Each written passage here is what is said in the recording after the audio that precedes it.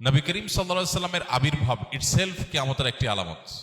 কিয়ামতের আলামত মানেই কিন্তু নেগেটিভ কিছু না। আমরা মনে করি কিয়ামতের আলামত মানেই খারাপ কিছু, এটা সবসময় জরুরি না।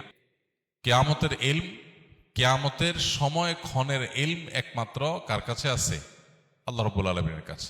খোদ নবী সাল্লাল্লাহু আলাইহি সাল্লামকে যখন জিজ্ঞাসা করা হয়েছিল কিয়ামত কবে হবে, তিনি উত্তরে বলেছেন, মাল মাসউলু বিহা বিআলামা মিনাস সাইল।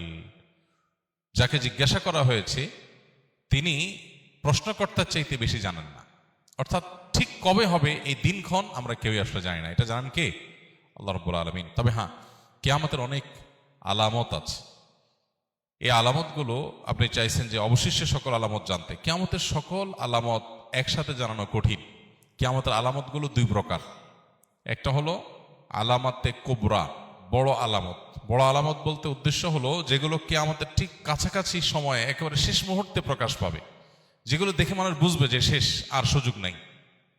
যেমন সূর্য প্রতিদিন পূর্ব দিক থেকে উঠে ওই দিন পশ্চিম দিক থেকে উঠবে, তখন সবাই বুঝে যাবে যে হ্যাঁ শেষ। তখন তওবা করলো আর তওবা কবুল হবে না, একেবারে শেষ কিয়ামতের এই আলামত প্রকাশের পর। এছাড়া আরো কিয়ামতের 9টি আলামত আছে। হাদিসে মোট 10টি আলামতের কথা বলা হচ্ছে। এগুলো কিয়ামতের একেবারে নিকটবর্তী সময়। কয়েকটা বড় ভূমিধস হবে, হ্যাঁ, তারপরে ইয়াজুজ মাজুজের আত্মপ্রকাশ ঘটবে। দাব্বাতুল আরদ, একটা প্রাণী অলৌকিকভাবে প্রকাশিত হবে, ইত্যাদি ইত্যাদি কিয়ামতের আলামত আছে। আর ছোট আলামত যেগুলো, ছোট আলামত বলতে যেগুলো কিয়ামতের অনেক আগে থেকে প্রকাশিত হওয়া শুরু করেছে, যেমন নবী করিম সাল্লাল্লাহু আলাইহি সাল্লামের আবির্ভাব ইটসেলফ কিয়ামতের একটি আলামত। কিয়ামতের আলামত মানেই কিন্তু নেগেটিভ কিছু না। আমরা মনে করি কিয়ামতের আলামত মানেই খারাপ কিছু, এটা সবসময় জরুরি না।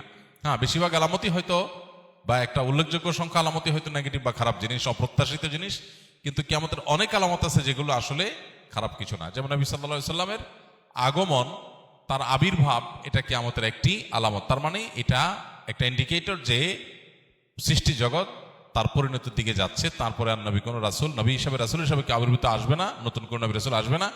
সো এরপরে আসবে কি? কিয়ামত। তো এটা থেকে নিয়ে শুরু করে কিয়ামতের আলামত সমূহের সংখ্যা কি, এ সম্পর্কে সৌদি আরবের একজন স্কলার ডক্টর মোহাম্মদ আল আরিফি, তার একটা বই আছে নেহায়াতুল আলম, আর একটা আছে আরশাতুস সাআহ নেহায়াতুল আলম।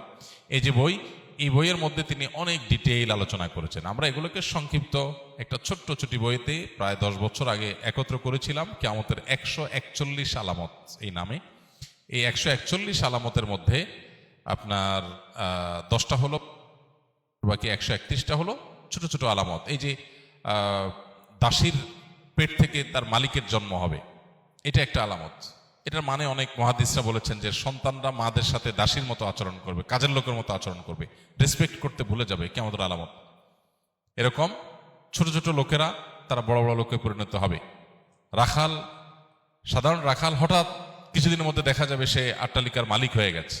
এটা ভালো বা মন্দ না, হতে পারে হালাল পথে মালিক হলে এটা ভালো কিছু, খারাপ কিছু না, কিন্তু এটা কিয়ামতের আলামত যে রাতারাতি পরিবর্তন হবে। তাকারাবাজ জামান, কিয়ামতের আগে সময়ের বরকত চলে যাবে, সপ্তাহ দিনের মতো চলে যাবে, মাস সপ্তাহের মতো চলে যাবে, দিন কয়েক ঘন্টার মধ্যে চলে যাবে।